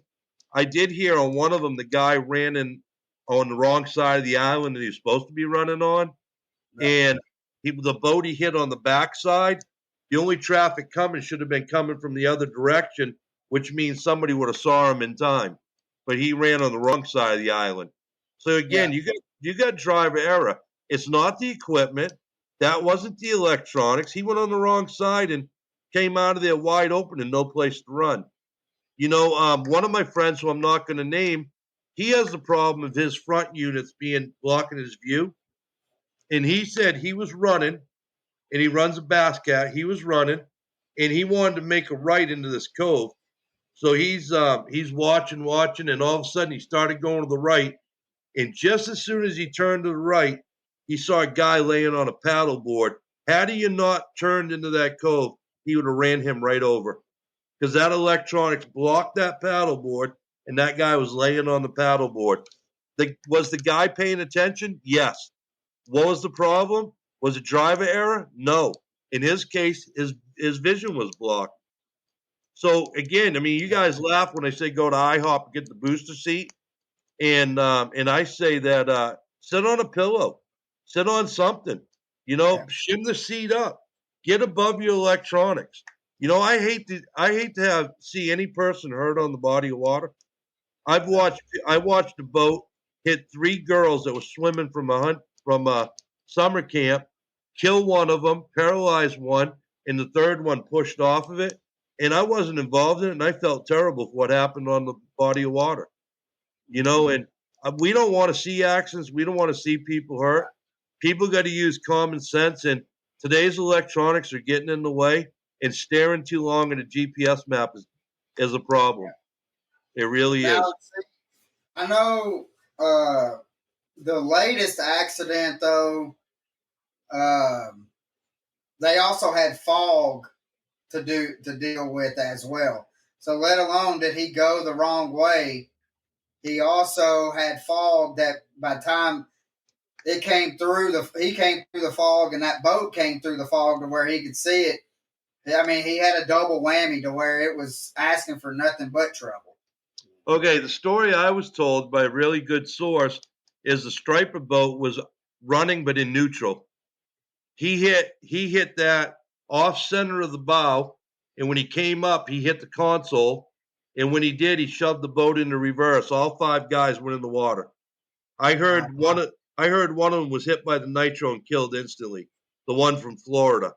I heard he died instantly on the spot. The other guys are in the water, and now you got a boat going backwards in a circle. Yeah. So the striper boat, as far as I was told, wasn't running anywhere. He was sitting at the other side of that. And again, from what I'm being told by people that live there, boats come in on that side, so he clearly was visible. But when you come in from the wrong side, which apparently is against the law, you don't see that boat until it's too late. Yeah.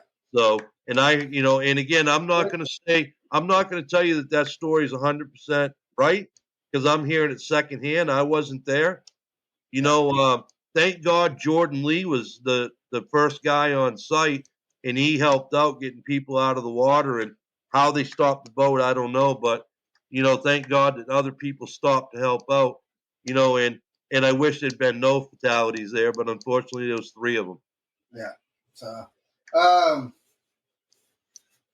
I want to kind of get into, I guess, the topic you've already kind of brought it up. Here we go. Another rabbit hole. Yeah. Uh-huh. That's all we got. Yeah. Which he knows. Jerry's been on here a couple times, and I think he's probably the person that's been on the podcast more than anybody else has been on the podcast. But do you think that some tournament series, and I know the comments are fixing to blow up, do you think that they're too fast to disqualify somebody? Or do you think that they do their due diligence to be able to make sure everything's properly done, right? That it was, yes, it deserves to be disqualified? Or do you think they just kind of disqualify to kind of save face? I think that disqualifications, boy, we're really going down one, man. I'm going to let loose on this one. So you're going to have comments. I think disqualifications are given to people that aren't their favorites. And I think some people are getting away with murder and getting information, GPS waypoints. I have some of that information of people that do that and are getting away with murder. And I don't want to bring any names up. I'm not going to throw any names out. I think that some organizations are not going black and white with their rules. They're stretching into the gray area. And you need to stay out of the gray area. If it's not in writing, it never happened. And I could bring up a couple of scenarios, and I'm not, because it's on individuals. But should they have been disqualified? Absolutely not.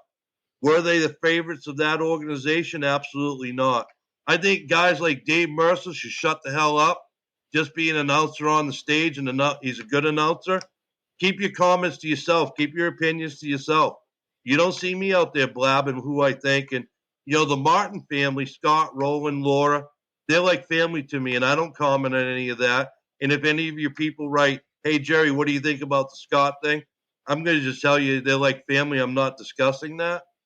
And but I think that all these Randy Blockett's and all these people that are trying to be these social media mega guys just need to stop with their bullshit of opinions, because I don't want to hear opinions. There's going to be an angler's story, there's going to be an organization story, and there's going to be a third story that's all the bullshit that you're going to see of people's opinion on the internet. And then there's going to be a fourth one, which is going to be the truth, and we're never going to know that one. Yeah. We're never going to know that. I don't judge a person because I wasn't there. I didn't see it. If you're there and you see it, that's one thing. But if you're just listening to hearsay, that's all it is hearsay. But I'm telling you right now, and I counted them the other day. In 2024 and 2025, I can tell you about 62 disqualifications, okay, between last year and this year. I can tell you that starting in 2023 and going back 20 years, I can count 4. So it picked up in 2024. It seems kind of funny. It picked up when the young kids came in, and I'm not sure why. I don't think that it's related to it. I'm not going to pick on the young kids, but I just think new owners, new announcers on stage, and new people put in new positions have a lot to do with it. But I think the social media is kind of destroying bass fishing because of everybody's opinions. And like I said, Dave Mercer's a hell of a, and he's not an employee of Bass. He's a subcontractor. I think he just needs to shut the hell up. I don't care what his opinion is. Right. I don't really care. The thing, like I know, like with Randy Blockett, and there's a group of them that all they want to do is to be able to give you a thumbnail or give you a title to be able to go and click on their video. That's all they care about. Mm-hmm. And they're gonna the Randy Blockett's, the Ben Millikens, the Slick Johnsons, they're gonna give you 75% of it bullshit. I always said that what Dennis Rodman was to basketball, being the bad boy, made him a very popular guy. Mike Iaconelli came into bass fishing, started doing the break dancing and stuff on the front of the boat, took a couple notes from Rodman and became the bad boy for a while at bass fishing, and it got him a fan base. Now these guys are becoming the bad boys, telling you lies and whatever their opinions are, which who really gives a shit, and I'm going to say it again, and they're getting likes and views, and the only reason why they're lying to you and creating all these false stories is because they're getting more and more likes and they're making more and more money. Yeah. And I think it needs to stop. And at some point, I truly believe it's going to stop. But I think the only thing that's really true is I think they need to go back and they need to look at that information rule and make it a lot clearer. Yeah. And I'm going to give you, for instance, okay, where I could have been in a lot of trouble and it cost me something. I was on Chickamauga, and I had a dock, and it had a brush pile in front of it. And the brush pile was holding some big fish. But I knew first thing in the morning there was fish under the dock. So I had a co-angle, and I went running in there, and I went right to the dock, and I started fishing the dock, and I caught a fish, put him in the live well. The homeowner came out, so I thought everything's cool. He's going to watch. He yells over, "Hey, you'd be better off fish the brush pile behind you." I go, "Whoa, whoa, whoa, whoa. You can't give me any information, man. Don't talk to me. I'm in a tournament. I can't hear that." So while I'm fishing the dock, I did catch one more under the dock, and I knew I could complete my limit behind me. Unfortunately, I never told the co-angler, hey, I got a brush pile right here. We're going to fish it after the dock. So now it would look like I went to the brush pile because of this gentleman. Yeah. And when you take a polygraph test, because I've taken them and Hunter's taken them, when you take a polygraph, they would have said to me, did you get any information? I would have said yes. They would have said, did you fish that spot? I'd have to say yes. Did you catch any fish off of it? I'd probably say yes. You can't then say to them, hey, listen, I want you to ask me another question. Did I know the spot before I was told that? They won't do that. You can't ask them to bring you that question. So, dude, I was completely innocent. It cost me a brush pile, but I could have been disqualified for getting information because that guy blurted. I did everything I was supposed to do, but on the lie detector, the way they give you the questions, I would have failed it. Yeah. Okay. One other scenario happened. Two pros were fishing together. Back in the day, remember the invitationals? They'd have to pair up. Yeah. Guy in the back for the morning came in and protested the guy in the front and said, listen, that guy caught about 25 fish. They were bedding fish. Some were foul hooked. He put the foul hooked ones in the live well and called out from that. So the guy in front of him goes, whoa, whoa, whoa. No, I didn't. No, I caught 9 fish and they were all hooked in the mouth. They went to a lie detector test. Both guys gave the 25 foul hook in the live well. Guy in the front gave 9 hooked in the mouth in the live well. They both passed the lie detector test. Oh, you're seeing what I just gave you is the exact reason why they can't use lie detector tests in the court of law, because whatever you think in your head, whatever you've decided, is what is going to be right and wrong on a polygraph test. Yeah. You know, and I got a question that says, do you think that the polygraph test should be used in tournament series? I do think that it should be used, and it's used in, like I said, my 13-year-old grandson, he was 12 at the time. As soon as he weighed in that 909 bass, they DNR took him, told me where they were taking him. I could watch from a distance. They were giving him a polygraph. It took over 35 minutes. First polygraph, and I love it. I welcome polygraphs. I think they should be utilized more. But here's what I think. If my scenario about that brush pile, I think a representative from the organization should also be at that lie detector, and that gentleman, if it was me, should have been able to say, sir, listen, when you asked me those questions, I said yes and yes.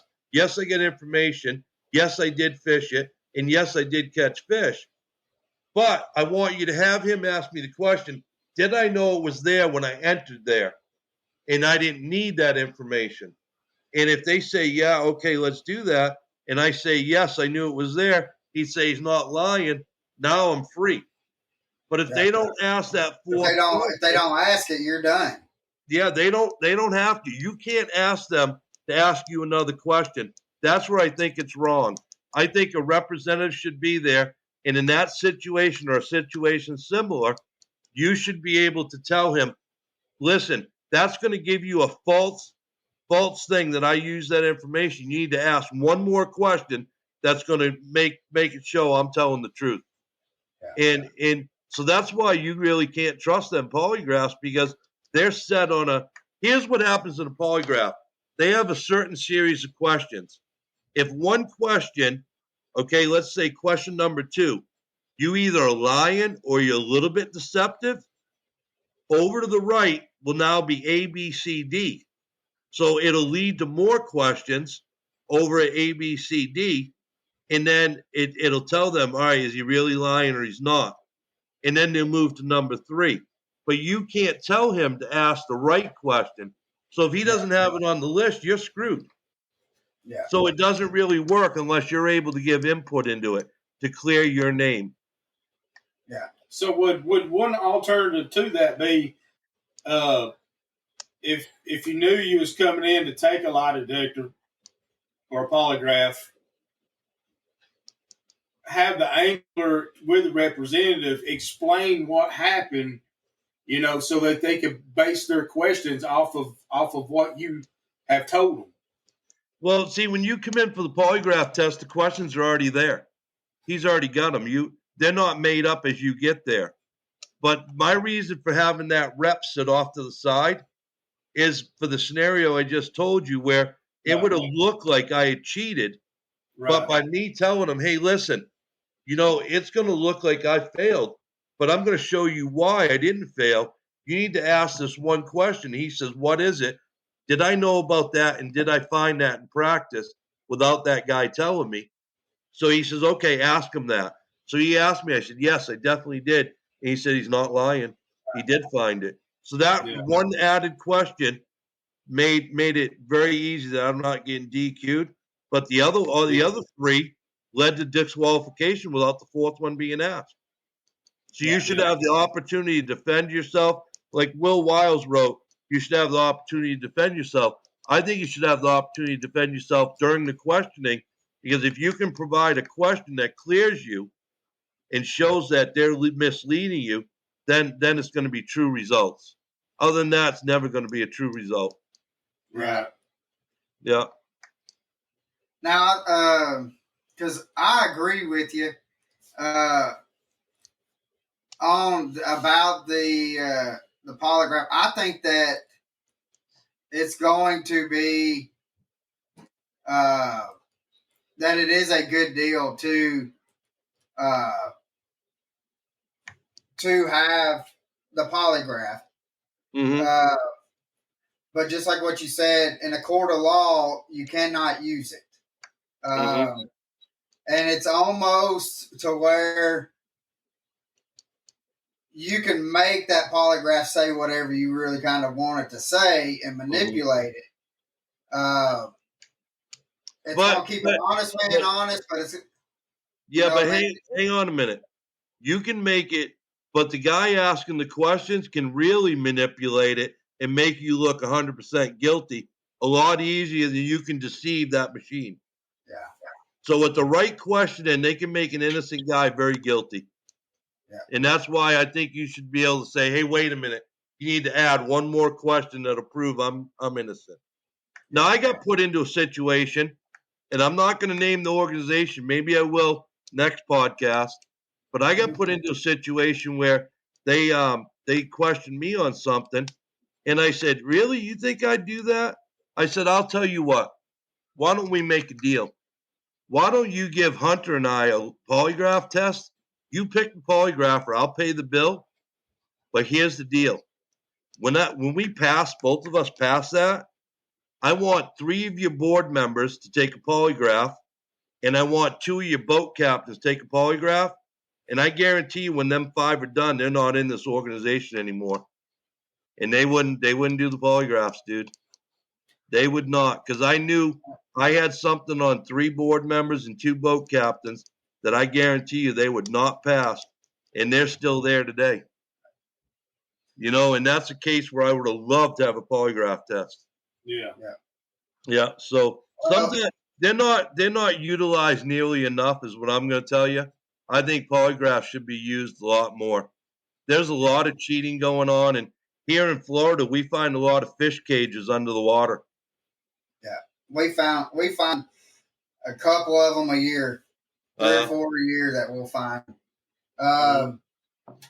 So to kind of to get off, because I really don't want to ask any of the questions that I'm saying on the disqualifications. Are they that bad? Are they beating on me on there? Because I don't see the questions.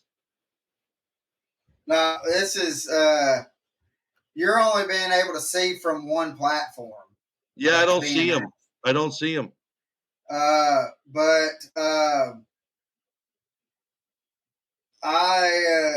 A lot of it's talking about Scott. I don't really. I mean, because I think it's not fair to talk about it without him being here to be able to talk about it himself. Right. Right. I'll say it one more time in case people joined late. The Martins and I are like family. I won't have any discussions with you about Scott, Roland, Laura, nobody. That's their own business. If you have the opportunity to talk to Scott, you do that. And I have a lot of respect for Scott. Scott's done a lot of things for both Hunter and I. And I just won't discuss any of that. Yeah. Yeah, and that's the reason why I just wanted to bypass it. Mhm. But I do want to talk. We're starting to get into the shad spawn, Okay. and so I want to know what would be the baits that you are using during a shad spawn. Okay. You want them in order of how I'd use them? Sure. Okay. So are we talking in open water, shad spawn, or back in the weeds? Let's talk. Right now, we're seeing more of the open water right now. That Okay. I'm seeing. Okay, because it would change how I'd categorize the baits a little bit. So on a shad spawn, my number one bait would be a spinner bait. That'd be the first thing I'd throw is a spinner bait. You want something that's flashy, you want something that's moving pretty good clip, and you want something that's vibrating. So my color selection on all of these baits I'm going to mention to you is going to be something white or something shad colored or pearl colored. Okay, but spinner baits would be number one. I'd swim jig would be number two. Absolutely, swim jig hands down. Number three would be some type of a swim bait, like a Big Easy or a Reaction Innovation skinny dipper. Something that's going to move some water, going to create vibration in the water. That's a given. Um, Number four, I'd probably have to go with the chatterbait. Chatterbait would come in number four. Again, in the white color. I'd even paint the blade white, maybe, or leave half of it white, half of it silver. Um, Probably top water with a whopper plopper would be the fifth one. Um, yeah, I think a whopper plopper. My sixth one would be a jerk bait, suspending one, probably one that goes 3 foot, 4 foot. Again, shad pattern. Um, if it's a calm day, no rattles in it. If there's waves on the water, rattles so they can find it. Okay, the sound of it. So, and I can explain that more in a minute. Um, let's see.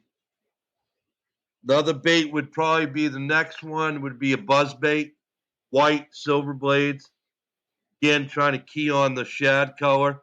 And then I'd probably have a toss up. It's going to be a crankbait or a frog. That'd be in the frog. That's why I asked you if it's in the vegetation. The frog's coming in much sooner.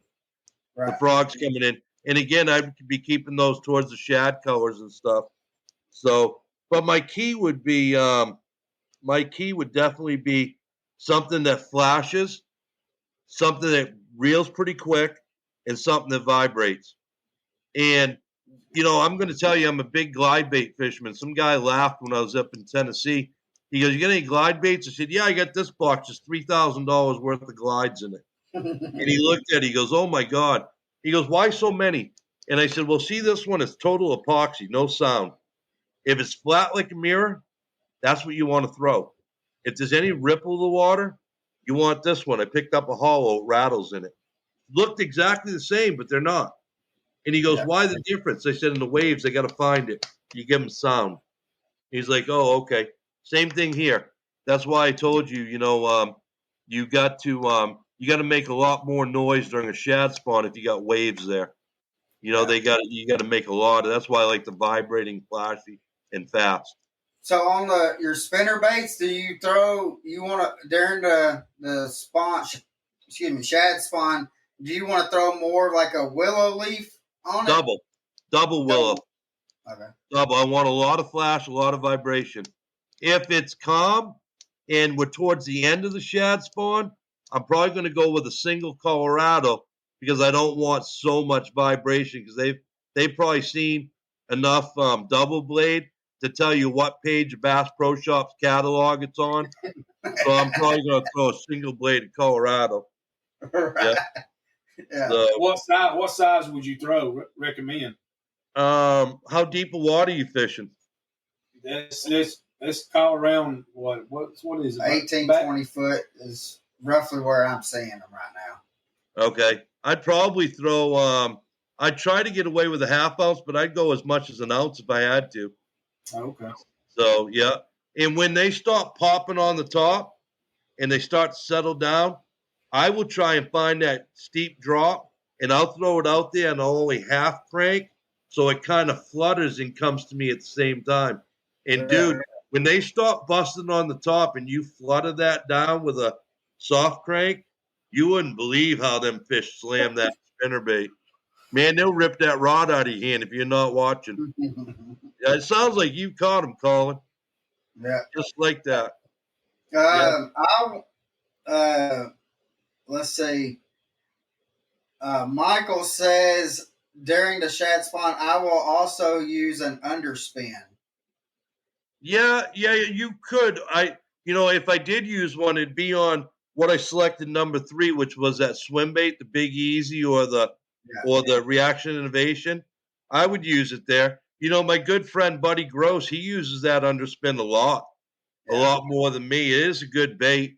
So yeah, he's right. That'd be something to try. That'll add a little bit to that swim bait.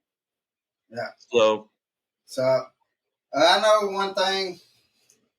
I need to get down there to you. come on, son, let's go. And there's 2 things. I want to go fishing with him, and I also want to get on the air. He's got one of them airboats. Oh. And go through the swamp and stuff like that. That's Mike Arnoldy that has the airboat. But yeah, we can go on that. He's a real good friend of mine. Hauling bass guides out of the headwaters area, and we go into an area we call the jungle. And man, it's a fun time. It's great. Yeah. You come on down and we can do that, man. We can go beat the bushes. Heck yeah. And I want to talk. I can't have you on and not talk about Hunter because, I mean, for 13 years old, the kid has done a lot of stuff. He's fished all over the United States. Mm-hmm. And it seems like everywhere he goes, he puts fish in the boat. And I want to talk, like, as being his grandfather, how exciting is it for you to be able to see and then to have Spike it come on here and say he's going to be a paid pro for them. Yeah. I'm really excited because he just turned 13 and he's really excelling. But I need to tell you that since he's been just a little kid, he's had rolling around and he's hung around with Jimmy Houston a lot and Bill Dance and Hank Parker and Ike and Ellie spent a lot of time talking to him. Kevin Van Dam every time we were at Icast, Randy Howell. He's had a lot of people influence him and a lot of people help him. And that's helped out a lot. The sponsors, I mean, like Bahio sunglasses, he can walk up there and say he wants 3 pairs and they'll give them to him. And I got to go over there like twist their arm, maybe put them in a headlock to get 1 pair, So there used to be this time when we'd walk around Icast together and everybody come over and go, Gerry, I seen that show where you, whether it be with Fishing with Roland Martin or Florida Adventure Quest or Fish to Make a Difference or Pan Angling, all those shows I've done on TV in Florida, they go, can we take a picture, get an autograph? Now I feel like they almost pushed me aside. Where's Hunter? Yeah. Get out of the way. Get out of the way, old man. So, you know what's funny? I'm going to tell you the story. He'll tell you it's true, man. True. So when we go to these Bill Dance tournaments, I want Hunter to be the best that he can be. And I'll turn the front of the boat over to him, and he'll run the trolling motor and everything, right? So he catches a fish over there at Pickwick, and he has to yell at me because I'm behind the console, snoring away, dude, feet up in the air, and he's yelling, Nat. And I jumped up and netted the fish, and it ended up being a check. And I just love sitting back watching him because, man, the excitement in that kid is unbelievable. And he's like really gung-ho to do it. And he's calm when he gets a fish, and he's methodical. He thinks about it. He's really quiet when he fishes, which I am quiet. Other than that, I'll talk your ear up, and we're in the boat fishing. I'm not. And it's just amazing to watch how far he's come. And besides all those pros, the sponsors like Will that was on here today, they bent over backwards for that kid. I can't thank them enough. I'm talking about rods, reels, line, lures, everything. Hunter could. We were in New Hampshire fishing. He broke a couple rods, so I made a quick message over to Winston Tucker that owns Favorite because he was using favorites, and I said, "Hey, Hunter just broke this rod and this rod." He goes, "What address you staying at?" And 2 days later on a Sunday, a box shows up with 4 rods, 2 hats, some shirts, and he goes, "Here, this is to replace the 2 that broke." And they'll go out of their way to help the kid out. You know what I mean? It's unbelievable. There's times where he'll get a box with 15 to 20 rods in it, another box with like 20, 25 reels in it.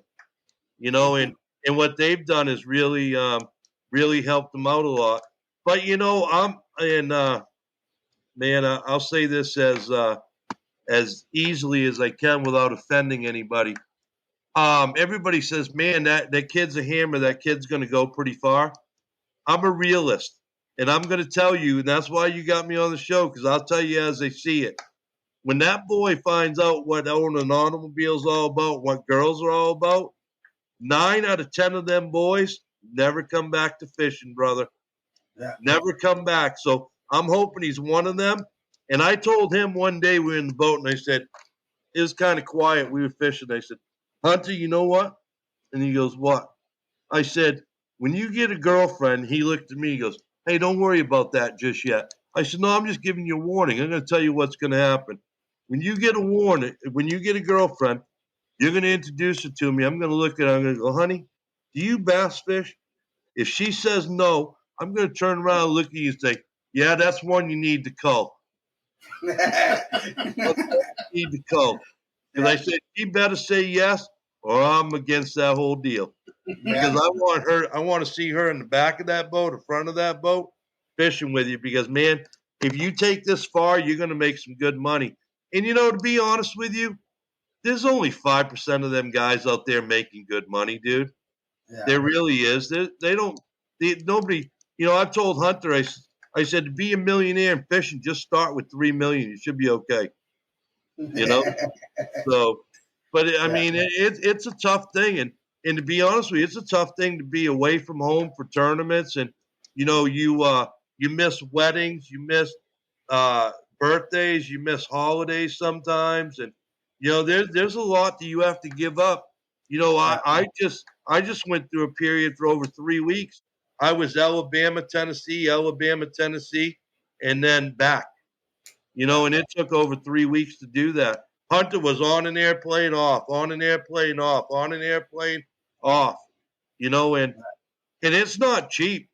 It's not cheap at all. I told some people these tournaments are costing someplace between 5,000 and 7,000 a piece by the time you're done. So it's almost like fishing a real big tournament trail. And he's learning some of the best lakes in the country. And he's learning how to find fish on them.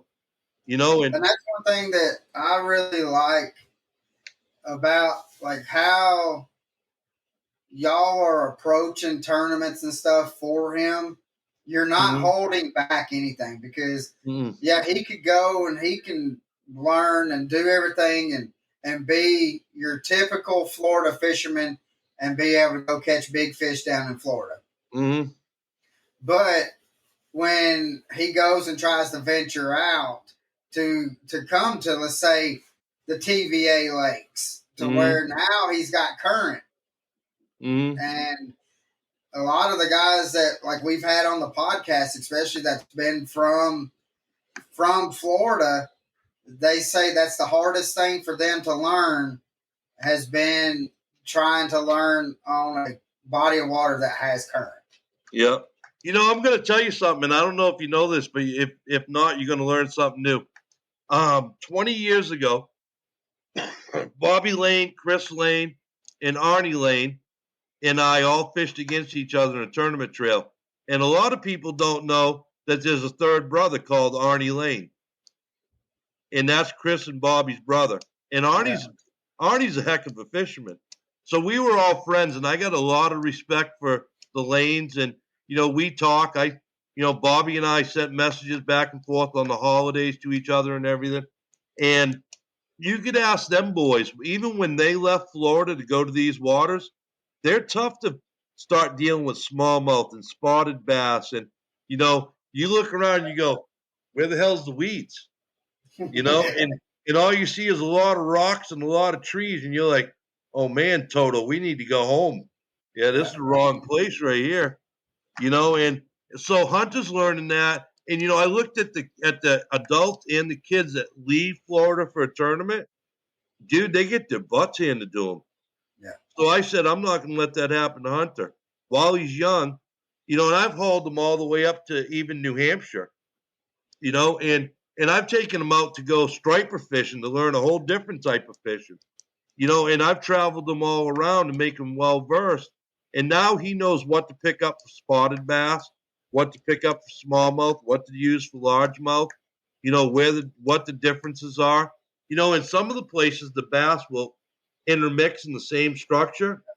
But then when you get on another body of water, smallmouth will definitely be over here and the largemouth will be over there. And he's learning how to do that. And it's definitely helping, and it's going to make him a good all-around fisherman. And I hope someday, our next podcast with you, we got some real exciting stuff. And I'm excited about this. We're going to open up doors for other kids, doors that have never been opened before. And we've got pros that are going to work with them. And we've got that thing's going to be unbelievable. I'm so excited about that. And, Hunter and another kid, Jax Whitaker, they're going to be able to one day run that organization and call it their own. And there's no buying it. I'm just going to hand it to them, say, this is yours. You guys run this. You guys do this. But I'm excited to enter, dump a bunch of money in there and dump time in there and let these kids have at it. Because I really think these kids are going to be something down the road. Mm-hmm. Yeah, I totally agree. And I'm excited. We talked a little bit about it. And just from what we had talked about, I'm excited because y'all are coming on here in about a month. And so, and to be able to break what's going on with the news with it, I'm stoked about it. Again, to have Hunter back on here, I thoroughly enjoy having, because I enjoy picking people's brains anyways, and especially a younger kid that gets it. I like to be able to pick, just because their thinking is totally a lot different than what we typically would think. And so, gotcha. Yeah, I'm excited. I'm excited about it, and as you know, we committed to you. And we got other podcasts going, no, dude, come on, we'll give you some money or something. I'm like, nah. This guy's a friend of mine. He's been a friend of mine for a long time. He's helped Hunter out. He's helped me out. We know where we're releasing this information. Yeah. So, and I can't say who the guest is, because the guest is going to be a person that's really going to be the person managing the whole company, the whole thing. And I can't release that name, but she'll be joining us for that same podcast. And I'm excited because she's the right person for the job. Heck yeah. So, yeah. So, well, we've had you on here for 2 hours, and I know Pappy, he's got to be heading out. So we're going to, if you got any more questions for him, go on. This will be the last for where you can ask the last questions for him. But man, Gerry, I can't thank you enough for coming on, and because it means a lot to have you come on. And again, like what I said earlier, I mean, I consider you like a fishing mentor to me, because I know that I can ask you questions, I can bounce stuff off of you, and I know that I'm going to get the honest truth about it. Yeah, I'm not going to lie. And so I really appreciate everything that you've done for the years that I've known you. I mean, even when I first started to get to know you, this is how you've always been. You've been. Yeah, I don't change, man. I'm too old. I'm too old to change now, brother. Yeah, yeah. So, is there?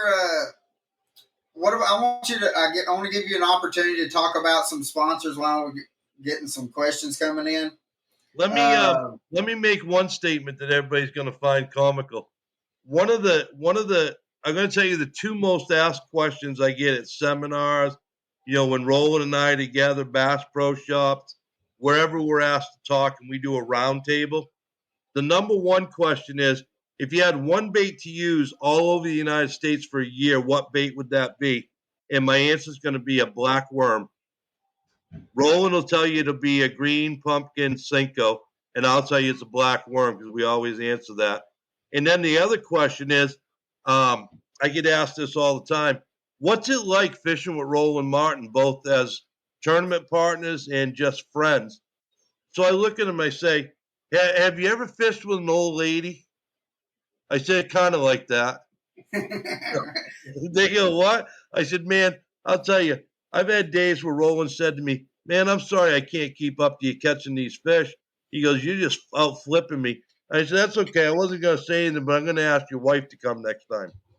So he'll just laugh. That's a good thing. Roland and I can make jokes with each other. And I'll tell you what, there's days, dude, where I'm his net boy. There's days when that guy can light that water on fire, and I don't even have time to make a flip, a pitch, or cast. I just got to hold that net, and I might as well just stand next to him. So at 85 years old, we had his birthday party at Scott's house, and at 85 years old, that boy's still on fire, man. He just goes and goes and goes. My sponsors I'd like to thank are definitely Spike It, who was on here tonight with us. I'd like to thank Ranger Boats. I'd like to thank Bahio Sunglasses. I'd like to thank let me think. You put me on the spot because usually I have a tournament shirt on. I can cheat. I'd like to Aquaview cameras, man. I'll tell you, the Aquaview cameras are unbelievable. They're a real good company of mine. YOLO Tech, they provide all of the accessories for my GoPros and stuff like that. Rely on batteries for all the lithiums. TH Marine. I'm sure I'm forgetting people. Mercury's, I love the Mercury people. They've had cuts and they've kept me and kept me and kept me, and I've been with them since I was 21. Yeti, which we share YOLO Tech and Spare Point. Yeti's another one. Yeah. Yeti. Also, when you come on here with Hunter here in a month, I want to talk a little bit about the fish care and how you take care of fish in fish lung. Fish lung. What? That's a fish lung. That's a big one. The fish lung accessory. That's a big one. Nathan at Sea Clear Cables. There's so many of them, man. I'm sure I'm going to be upset when we get off because I'm going to forget who I forgot to thank, But, I mean, there's a lot of people. Let me tell you a few things about Hunter that you may or may not know. Hunter writes a monthly article in a magazine called The Coastal in Florida. He's the youngest columnist in the magazine. Hunter's a member of the National Professional Anglers Association. He's the youngest member to ever attend their conference as a member. He's accomplished a lot of things as a young guy. And those people have made sure that they bent over backwards for him, and especially the magazine. I mean, they were all about it, man. They were like, get Hunter in here. Let's give him some exposure, and let's let people know who Hunter is. His school is like, we kept this all a secret from his school. They just found out like 6 weeks ago, and they wanted to do an article for him in the yearbook. And they're like, why'd you keep this a secret? I said, because we wanted him just to be an average student and, just get along with everybody and not have everybody know that he travels and fishes tournaments and everything else. So we've tried to keep him humble, and that he'll call you Mr. Collin. He always Mr. or ma'am and thank you and please, and that he's got the manners, and he's very soft spoken, and that's the way we want to keep him. That and a lot of the kids that I work with, that's how they are, man. They're down to earth. Got a question that says, would you rather throwing on a Texas rig or shaky head? Would you rather throw a worm or a crawl? Worm. A worm. And I'll tell you right now, in case people don't know, the 909 that came out of Chickamauga was on a giggy head from, what am I drawing a name? A blank. Out of Florida. I don't know. You had me name all my sponsors. He had a black trick worm on a giggy head out of Gambler Baits. And when he said that in the magazine article, when they interviewed him, they actually reached out and gave him gift certificates to get all this free stuff at Gambler Baits. Oh, But I much rather have a worm. And you know, it's funny how we caught that fish. And I'm going to tell you a real quick story, make it real short. We pulled up the first morning right to the spot. Hunter looks around. He goes, "We're in the middle of nowhere. What are we doing here?" I said, in an FLW tournament, my co-angler from Alabama missed a bass that was well over 12 pounds with the net right here. So there's big fish. You know, and I could tell when what happened, I can tell he's been hanging around rolling too much. Because I'm out there and I'm fishing, and not 3 minutes later, I feel him set the hook, and he goes, "Hey, son, you better get that net. I got one coming." and then that thing came in at 909, and he's right. He had one coming. Yeah. Yeah. So now, the last question I'm going to ask, and then I got two questions. Okay. Now, how we see Roland on TV, and he'll say, "Oh, I got a 7-8 pounder," and he gets it into the boat, and it looks like it may be like a 5.5. Now, does he do that all the time to where it looks, or he always kind of, his eyes are a little bit bigger than what the fish is at times? Yeah, I swear he's got bad vision or something. I'm not sure what's going on with him. But I'll tell you what, okay? A bass has growing spurts, you know, where they grow really quick. Mm-hmm. And the biggest one is from the time Roland catches it to the time he releases it. That fish will start at 5, it'll be 6, then it's 7. And let me tell you, when he loses a fish, that's a 7 or 8 every time. Yeah. Yeah. And I have to tell him, I said, "Hey, why don't we start using the Bubba scale? Because you're lying to these people." I said, "They're not that big, man." But, you know, if at 85, I'm going to let him get away with that. And the sheer excitement in that guy. But you're right. He over-exaggerates them fish. I'll agree to that. Yeah.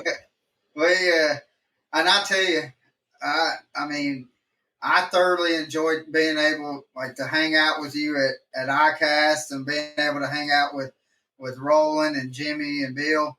And just the knowledge, just with the four of y'all, just to be able to talk and just hear y'all talk amongst each other, the knowledge that's going around is phenomenal. If somebody has the opportunity to be able to sit down and just listen to y'all talk, they can pick up so much stuff. Yeah. Hey, I got to tell you a story that happened to Icast. I think it was like last year or the year before. So we went off on the side and hid from everybody, and we were having a discussion about how we'd like to have Bill, Jimmy, Roland, and Hank all fish against each other for one day and try and do it on the internet so everybody could watch. So while we're having this discussion, Ike and Ellie sneaks in and stuff, and so Hank really hasn't been around Hunter very much. So he said, "Hunter, give me your hat." He said, "Here, Roland, sign it." So Roland signs it like over here. He hands it to Jimmy, and Jimmy signs it like over here. And so he goes around. Ike and Ellie signs it over here. So they get it all signed. He gets back to Hank. So Hank takes that marker and he signs it right up here across the top. So he gives the hat back to Hunter, and he's holding it. He goes, "Hunter, do you know why I signed up here and they signed all over here?" Hunter looks at me. He goes, "No, sir." He said, "I wanted them to remember what the scoreboard looked like when I fished tournaments." with my name at the top. On top. Yeah. I thought that was kind of the coolest thing, but Yeah. anyway. Yeah, we may be able to do a live with you maybe one night at Icast. Maybe we can do it from one of our hotel rooms or conference room at the hotel or something. Sounds good. Well, last question, and we've asked this to you a couple times, but if you could have one person to fish in the boat with you for the day, can be passed away or still living, who would that be, and why would you want them on the boat? You did ask me that, and man, I think you asked me that quite a while ago too. And my answer was Brian Kerschel, who won the '94 Classic as a Bass Nation angler, and he was really young, and he had say again the whistle, yeah, the whistle, and him and I are from the same area. We fished against each other up there, and when he was killed in the airplane crash that year, I had put on the internet that the parents had the whistles made, but they made 100 gold plated, and they numbered them 1 through 100. And the parents asked me, Gerry, which one do you want? And I said, give me 94 because it's the year he won the Classic. And I'll never forget it. So I have the gold one. And that's who I said I'd like to fish with. And I still like to fish with them. But what you don't know is back when I was 21 and I posted pictures, Ray Scott would fly into New Hampshire where I lived, and we go smallmouth fishing together. And we do it every year. And he featured me in Bassmaster magazine as some 21-year-old punk, thought he could take on the world. And Ray fished with me. And after a couple of years of fishing with me, he said, you know what? I can get you sponsors. You need to come fish against the old guys that fish with me. You could beat them. And I looked at him and said, my wife and I, we're getting ready to have kids, and we want like 4, and I want to raise them, so I can't go on the road. I'd love to. So he shocked the heck out of me. He turned around and called Ranger and said, you're giving him a pro staff. He called Mercury, said, you're giving him. He called Hummingbird.